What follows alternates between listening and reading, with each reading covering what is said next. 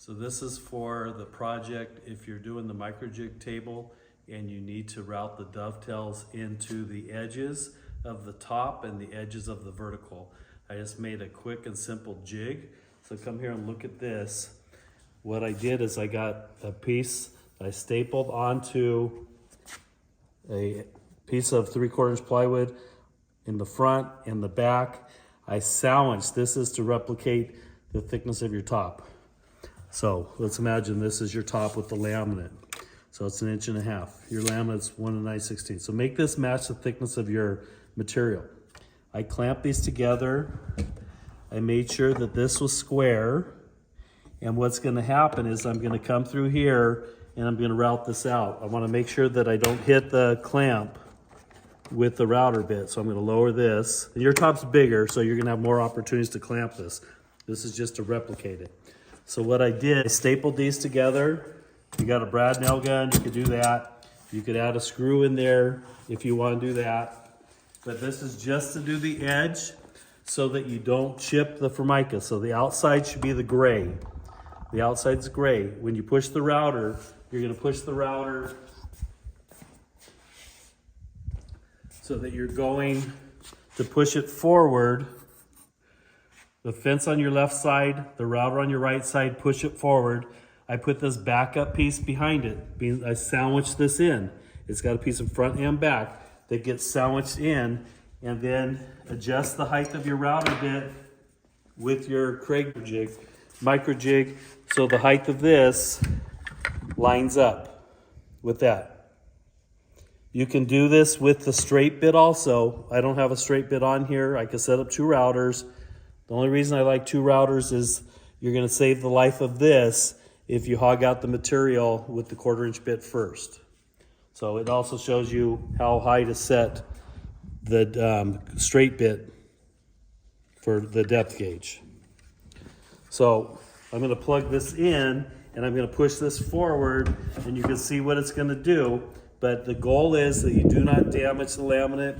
This is to do the dovetail slots around the edges of the top and the vertical piece to help you clamp the apron or the solid maple around it.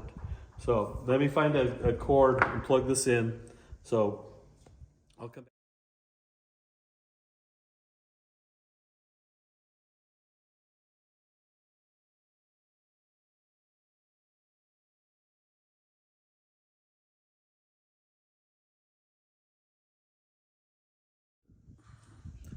So this is when you want to do these pieces, clamping the board, your countertop, your Microjig bench top vertical rather than the jig that they made and you're running the router horizontal.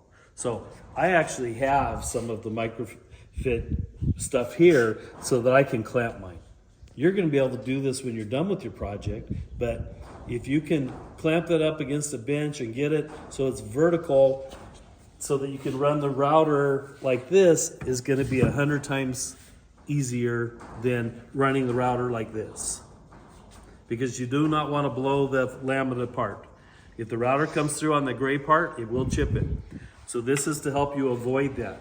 The first thing you're gonna do is make sure you wear safety glasses when you're doing this. And here we go. So we're gonna try to get this a couple different angles. So I'm gonna turn this on, make sure the router's on away from the wood.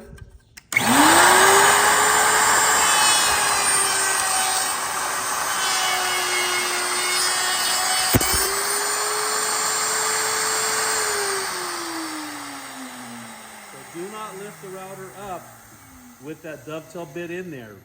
Make sure you clear the wood. And you can see it's splintered in the front, it's splintered in the back. So come over here and look at this. So this is the dovetail slot. And if you adjust the height right, it's gonna round that edge. So it breaks that, and that's gonna be nice on that laminate. But this avoided the tear out in the front and the top. When I take this apart, you're gonna see it. This is just for doing the edges when you're doing this table. So you can see there where that would be the edge, and just now you have an exact location where that's gonna do that. So mark that, center this on the next one, and then just keep moving on. So this doesn't have to be real big. You can move this, and if it's hanging over the edge of the board, no problem. You could turn that around and do it from the other side.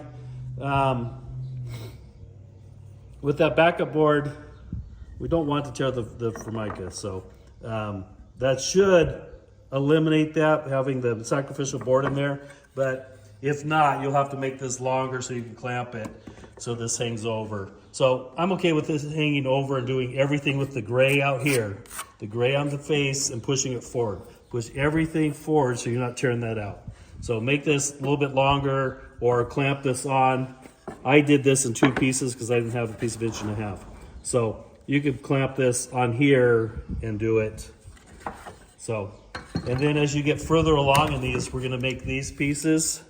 We're gonna cut a slot, 1/4 inch router bit, so that the dovetail pieces can fit in there. And then you can slide these in and use it as a stop or a bottom support to help keep things square and lined up.